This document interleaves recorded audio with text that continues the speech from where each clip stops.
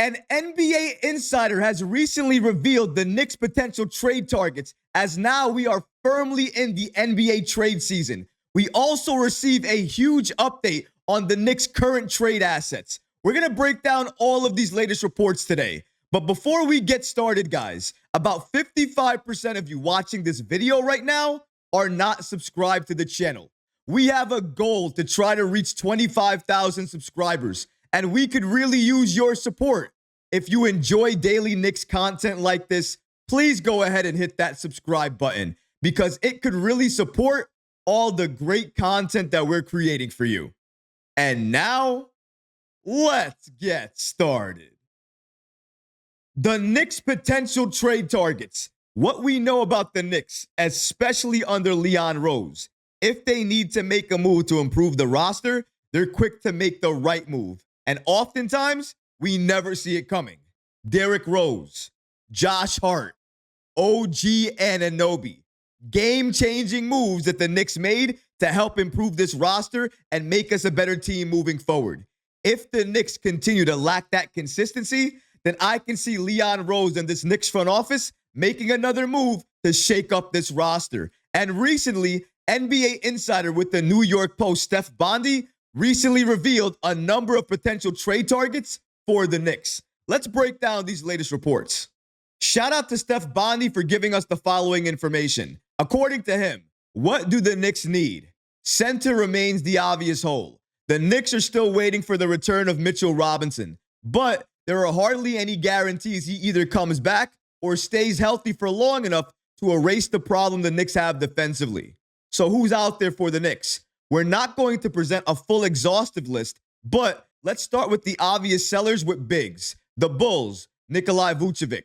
The Pistons, Isaiah Stewart. The Sixers, Andre Drummond. The Hornets, Nick Richards, Mark Williams. The Raptors, Jacob Poeltl. The Wizards, Jonas Valancuinas. The Trailblazers, Robert Williams III. The Utah Jazz, Walker Kessler. And the Pelicans, Daniel Theis. People around the NBA also expect the Nets to unload their veterans, including Cam Johnson and Dorian Finney-Smith, and the Pelicans to try to recoup assets for Brandon Ingram and Herb Jones. Bondy continues here by answering the following question of, who is the annual superstar wildcard? Basically stating, who's going to be that superstar at the trade deadline that's going to be available that many teams are going to want to get their hands on? Well, according to Bondy, he gives us the following information about that. Tough to say since there's still 2 months before the deadline, but buzz is picking up over Jimmy Butler, who has a well-documented fan in Tom Thibodeau. The Knicks, though, exhausted most of their major assets, and Butler, at 35 years old, doesn't fit the rest of the roster's age. But the Heat are at a crossroads with Butler, who can be a free agent after the season and risk losing him for nothing if he's not traded. Let's get the obvious out of the way really quickly. Jimmy Butler will not be a Knick. Leon Rose will not blow up the team to trade for Jimmy Butler, because if you trade for Jimmy, you're likely going to have to give up significant assets to get him on the roster. The Knicks do not have significant assets that they're willing to give up to get Jimmy Butler on this team. So we can already cross that out. Not to mention, like Bondy said, he is past the age timeline for this team. He is 35 years old. He's coming off of a number of different injuries. I understand. When he's healthy, he looks very good. Playoff Jimmy. He's a great two-way player. Can play on both ends of the floor. He can pass. He can rebound. He can play make. He can get others involved. He can score when necessary. I understand that. He is tough. He's a goon. He can help any team that he's traded to. And clearly, the Heat have incentive to trade him, because if they don't, he can walk for nothing as a free agent. And they don't want to see that happen. I don't know what they're going to do with him, but honestly, I don't care. That's their problem, not the Knicks' problem. The Knicks will not be calling the Miami Heat at any point in time to try to get Jimmy Butler on this team. And I'm so happy to say that. Let him be another team's problem. I don't want him on the Knicks. The Knicks don't need him. And clearly, the Knicks are not even looking in that direction, because there's no reason for him to be part of this team. If the Knicks are going to make a trade, they're going to do it because of a number of factors. Two main ones: Mitchell Robinson, his health, and his recovery. The next one is their win-loss record. Are they winning more games than they're losing? Are they hovering around 500? Depending on those two factors, that's going to determine whether the Knicks make a move or not.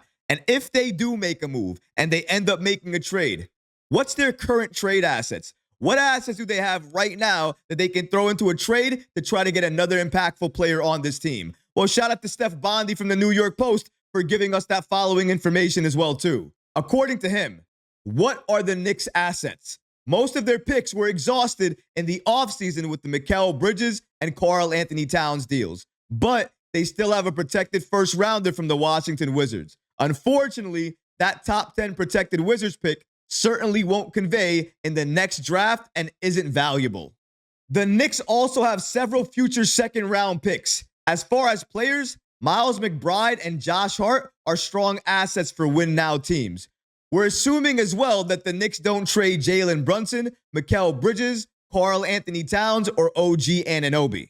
Aside from the Knicks' tradable assets, what players are currently available to trade? What players are trade eligible? Bondy helps give us that information as well, too. According to him, the only new player who joined the trade eligible list on Sunday is Cam Payne, who signed as a free agent in mid-July. Preston Achiuwa becomes eligible on January 15th, and it's worth noting he waived his right to a no-trade clause when signing as a free agent on July 30th. OG Anunoby January 6th and Jalen Brunson January 12th can't be traded until next month, but nobody expects them to be moved anyways. And Ariel Hukporti and Matt Ryan, if you were wondering, can't be traded until February 5th, 1 day prior to the trade deadline. Shout out to Steph Bondy for giving us all of this latest information regarding the Knicks and potential trade targets, and of course, the trade assets that they have right now and what players are eligible to be traded. All I can say is Miles McBride and Josh Hart will not be traded by the Knicks. It would take a lot, a very significant player to be available for the Knicks to want to trade Deuce McBride. Josh Hart, one of Jalen Brunson's best friends, you think he would be traded, especially what he gives the starting unit? There is no way on this planet that Josh Hart is ever going to be traded. With Preston Achiuwa, given the fact that he signed that one-year deal with the Knicks and he waived his no-trade clause, it makes you think that potentially he could be traded. With Cam Payne, even though the Knicks have a number of guards that they can put in Cam Payne's place, they're likely not going to make that move unless, again, they find another player on the open market that's available via trade that they really covet, that they've always wanted on this team. Apart from that happening, I don't see the Knicks moving on from Cam Payne either. That would mean that the only real tradable assets that you have at this point is Preston Achiuwa, Mitchell Robinson, and that Washington Wizards first-round pick that's heavily protected. Other than that, it doesn't seem like the Knicks are willing to give up on any of the other players we have on this team. And if those are the only tradable assets, and I guess you can also include Jericho Sims in that as well, too. Oh, and by the way, he's not making that much in terms of salary. So if you do include him in a trade, you're going to have to make sure that trade works and makes sense for the Knicks. I don't know if there's going to be any trade possible out there that the Knicks can put together a package of Achiuwa, Robinson, this protected Washington Wizards pick, and maybe even potentially Jericho Sims, and go out there and try to get another impactful player on this team. Let's first go ahead and cross out the players that are likely not going to be traded to the Knicks. Andre Drummond from the Sixers, a rival team, you can cross him out. Regarding the Raptors, I'm not saying we wouldn't do business with them because clearly, even if we're suing them and we're having problems with them, we can still do business. We actively were suing them when we traded for OG Anunoby. I understand anything is possible. I just don't think that the Knicks have what it takes in terms of assets to make a trade with the Raptors. So I'm going to go ahead and skip that one as well, too. With regards to the Utah Jazz, I mean, I know a lot of people are fans of Walker Kessler. I am as well, too. I'm not a fan of Danny Ainge.